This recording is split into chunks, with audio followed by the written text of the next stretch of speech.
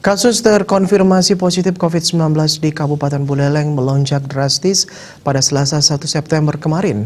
Sebanyak 41 kasus terkonfirmasi baru COVID-19 yang ditemukan dari hasil tracing kasus sebelumnya. Satu pasien yang sedang menjalani isolasi mandiri di wilayah Kecamatan Seririt dilaporkan meninggal dunia. Berdasarkan data yang dirilis Gugus Tugas Percepatan Penanganan COVID-19, tercatat ada 41 kasus terkonfirmasi positif baru pada Selasa 1 September 2020.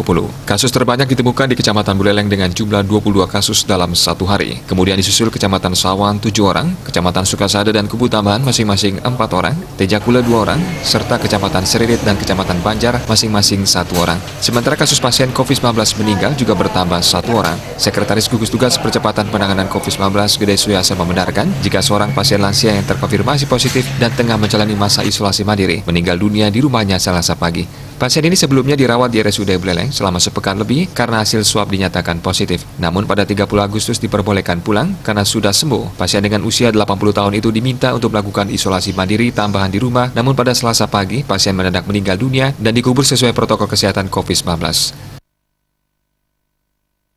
Di pengasuhan ada salah seorang dari pasien yang meninggal dunia, ya, dan kami saat ini sedang berkoordinasi dengan gugus tugas provinsi karena yang bersangkutan masuk rumah sakit umum daerah tanggal 22 dengan gejala pneumonia, kemudian demam, batuk, lalu juga punya penyakit hipertensi dan jantung, usianya 80 tahun.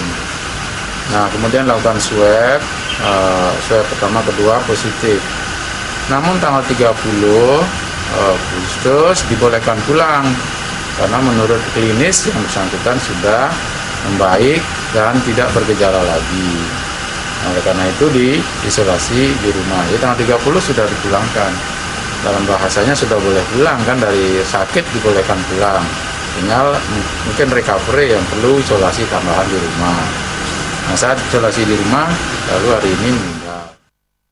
Selain penambahan kasus baru, gugus tugas juga mencatat ada pasien yang telah dinyatakan sembuh, yakni sebanyak 27 orang. Komang Yuda, Bali TV.